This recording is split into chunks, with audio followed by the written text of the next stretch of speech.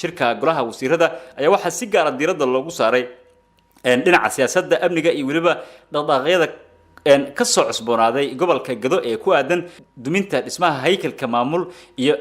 ciidan ee halkaasi ka jira kaas oo ay dawladda Soomaaliya halkaasi ka wado madaxweyne ku-xigeenka Jubbaland oo warbaahinta la hadlayay kadib kulanka ayaa sheegay in madaxweynaha Soomaaliya Maxamed Cabdullaahi Farmaajo uu shacabka gobolka Gado u adeegsanayo ciidamo Ethiopian ah Maxamuud Sayid Aadan ayaa sheegay in saraakiil ka tirsan ciidanka Ethiopia iyo waliba nabad sugidda Soomaaliya ay faral ka baxsan sharciga ka wadaan gobolka Gado isla markaana ay nasiib darro weyn tahay in maanta madaxweyne Farmaajo uu Jubbaland u adeegsado ciidamo shisheeye oo Ethiopian waxa uu xusay in cabasho ay u gudbin doonaan dawladda Ethiopia iyo waliba dalalka beesha caalamka oo ku aadan burburinta gobolka Gado ay ka wado dawladda federaalka ah ee Soomaaliya dawladda federaalka ah ee Soomaaliya ayaa waxa toddobaadkii la soo dhaafay dhaqdhaqaaqyo xooggan ka wadeen deegaano ka tirsan gobolka Gado iyadoo ciidamadii maamulka Jubbaland ee halkaas ku sugnaana ay isu dhiibeen kuwa dawladda federaalka ah 10 November shirkii golaha wasiirada dowlad goboleedka Jubbaland oo ajandihiisu ahaa xaaladda amniga iyo siyaasadda warbixin xaaladda gobolka Gado gaar ahaan deegaanada luuq doolow iyo balaxaawa dardargelinta shaqooyinka hay'adaha dawladda shirkan doodeer iyo falanqayn kadib goluhu waxay si guud walaac ugu muujiyaan xaaladaha faragelineed lagu hayo dowlad goboleedka Jubbaland oo aan sharciga bays ku lahayn kuwaas oo ka imaanayo xukuumadda federaalka iyo dawladda taageero si khaldan ay u adeegsanaysaa wadahooda runtii waxaa diiradda la saaray arrinta gobolka Gado khaas ahaan degmooyinkaas xaaladda hadda ka cusub markaan taariikhda dib ugu laabto xoreynta gobolka Gado gobolka Gado gebi ahaanba waxaa qabsaday shabaabka 2009kii marka laga reebay degmada Doolow oo saldhig u noqotay mas'uuliyiin heerar kala duwan ah oo ayaga naftooda ku waajibiyay xoreynta gobolada Jubbooyinka iyo gobolada Koonfur Galbeed oo halkaas saldhig u noqotay anigana aan ka mid ahaa waxaan abaabulnay dhisnay ciidamo ugu dambeyntiina aan hogaaminay waxaan u howlgalnay xoreynta goboladaas si ummadaas horumarkeedii iyo nabadeedii ay u hesho ciidamadaas oo markii dambe aan u qaybinay laba qaybood ayada oo qof iyo khiyaarkii ay tahay cidda ka mid noqonaysa xoogga dalka Soomaaliyeed aan u gudbinay xoogga dalka Soomaaliyeed waajibaadkoodii iyo noloshoodii iyo aan ku wareejinay qaabkoodii in halka ay ugu timaado xuquuqda askariga u leeyahay qaybna dooratay inay ka mid noqdaan ciidamada dowlad goboleedka Jubbaland oo sidoo sharciga qabo dastuurka dalka Soomaaliya ay yeelanayso ciidan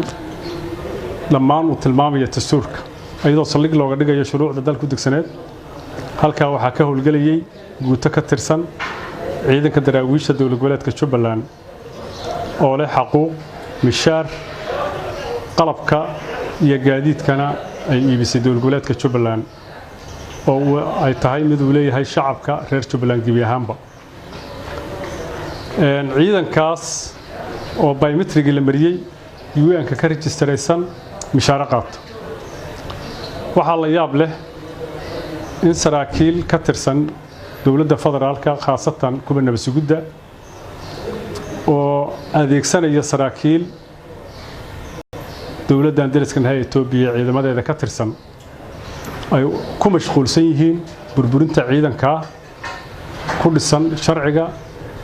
muddo dheerna la soo dagaalamay shabaabka runtii intay dhimatayna aan ku xasuusanno oo carruurtoodii ay leeyihiin xuquuq inta dhaawacantayna aan ku daryeelno inta kalena leh xuquuq iyo darajooyin iyo kala sarreynta ciidanka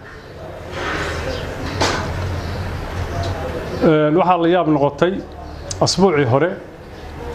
markii maamulada degmooyinka Luuq iyo Doolow iyo Balaxaawa ay u magacaawday dowlad goboleedka Jubbaland iyo saraakiisha ciidankaas si sharci darro ah shir lagu geey gudaha Itoobiya halkaas oo kula kulmay saraakiil ka socotay saraakiil hoose oo ka socotay dawladda federaalka oo heerkooda hooseeyay kadibna saraakiishii dawladda Itoobiya ay ku qasbeen wax sharciga dalka ka baxsan dawladnimadana ka baxsan oo ah arrintii wasiirkayga qaaliga ah oo afduubka lagu haystay in la weydiisto madax furashadaas oo ah in ciidanka ay wareejiyaan oo nabadgudda ku wareejiyaan iyo oo gacanta dawlad goboleedka Jubbaland ka wareejiyaan ciidanka ay qalabka in ay ka hor yimaadaan systemkii nidaamka ka tirsanayeen dawlad goboleedka Jubbaland ayadoo taa bedelkeedana wasiirkii la yiri maxkamad baa la marinayaa arrintaas wax la qaadan karaa wasiir Cabdi Xasan Cabdinuur xaq darra lagu haystaa dawlad goboleedka Jubbaland hore u go'aamisay in federaalka iyo cid kasta oo ku lug lahayd xariga wasiirkaas wax calaaqaad iyo mucaahado ay dhaxmareenin ilaa wasiirka xorriyadiisa uu helo intay ku mashquulsan yihiin ciidan sharci ah mishaar qaato dawladeed ummadda Soomaaliyeed u adeega qarankan kamid ah maxaa u diiday inay sameeyaan ciidamo cusub inay qoraan oo deegaanadaas gacan ka geysta xoreyntooda iyo amaankooda oo lagu qorayo shuruudaha iyo waajibaadka ciidamada xoogga dalka Soomaaliyeed lagu qoro maxaa u diiday hindisaha ay wadaan oo deegaankaas wax ugu qabanayaan oo hadday tahay inay ciidamo ka abaabulaan xoogga dalka Soomaaliyeed leeyahay inay la wadaagaan dawlad goboleedka Jubbaland waxa la yaab leh dawladda maanta Soomaaliya qaasatan xukuumadda inay ku mashquulsan tahay campaign ugu jirto in ay dadka Soomaaliyeed u adeegsato ciidamo shisheeye dadkii ayay xukuumaddu madaxdu ahaayeen intay sharciga iyo xeerarka meel iska dhigaan inay u adeegsadaan barashar iyo cagajugleyn ciidamo shisheeye oo ay ku bixinayaan dhaqaale iyo siyaasad iyo waqtiba soo lamid ma aha madaxweynaha Soomaaliya marar badan buu wuxuu yiraahdaa fargelin baa Soomaaliya dawladda hadii isku hayeen taan micnaheedu waxa weeye inaad adigu dalka Soomaaliyeed u adeegsato ciidamo shisheeye oo aad xuquuqdooda ku bixiso dadka adiga aad xukuntay wax la qaadan kara ma beesha caalamka iyo ummadda Soomaaliyeed iyo dadka deegaanka reer Gedo waxaan ugu dugeynaa inaynu ku khaldamin shirqoolada guracan oo la damacsan yahay in dib deegaanadooda shabaabku lagu wareego ammaankoodii ay waayaan nidaamkoodii noloshoodina ay lunto waxaan ku hawlanahay in horumar la helo in wasiirka xorriyadiisa loo soo celiyo heer kasta iyo waqti kasta inuu qaadato dawladda Itoobiya walaalahanahay iyo ku kadsoomin shirqoolada loo dhigayo iyo ka laaxanin wixii aan isku kaashanaynay oo walaalaha ku ahayn yaan loo adeegsanin dadka dariska la ah oo deegaanka ah in xuquuqdooda lagu dulmo ayadoo aan beesha caalamka iyo dawladaha Itoobiya iyo Kenya oo dariska nala ah baan la wadaagi doono qoraal cad oo afka dawlad goboleedka Jubbaland ku hadlayo waxaan maanta aad ugu xumaanay qaabka loola dhaqmayo dadka reer Jubbaland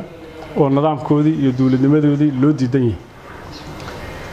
iyo qaabka la doonayay in ciidanka hambada ah oo shabaabka muddo dheer la dagaalamayay in fursada looga saaro